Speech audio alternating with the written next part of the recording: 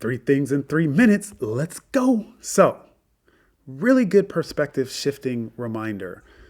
I have a client who is from New Zealand. Done a few mortgages with him. We're talking about them buying a new house, and we were just going through the different options. And I was mentioning how rates were, higher than when we looked last time.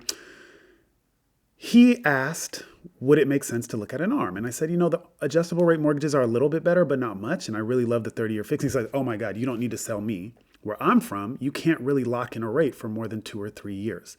So the fact that you have a 30-year fixed in the United States is the single best thing ever. And it's the envy of everybody in our country, in New Zealand.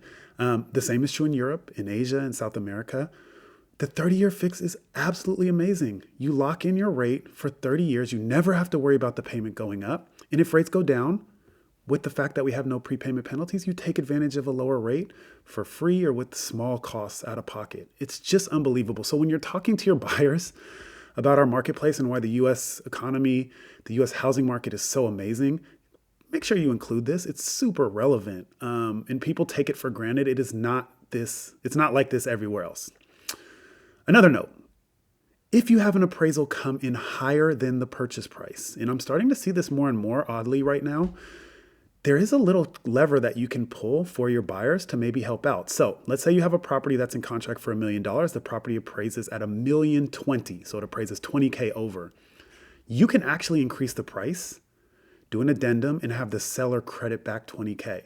Why would you do this? Well, it has very small changes for the buyer as far as their monthly payment, taxes, insurance, but it can give them $20K to cover damn near all of their closing costs. This can be a huge win for somebody that really wants to have lower out of pocket or maybe even use the $20K to buy down their rate.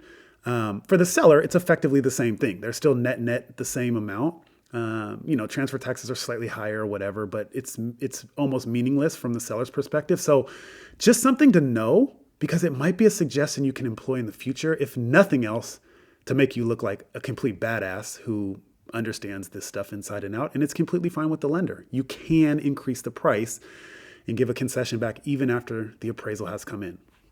Lastly, rates. So, as you guys know, rates were at their lowest recently in mid-September. They jumped up through basically the end of November, and since the latter part of November, we've started to see some improvement. So, a rate cut is still on the table in December. It looks like we'll have that. There's a lot of uncertainty for sure, so the economic data is not clear, but rates have now ticked back under 7%. So that's nice.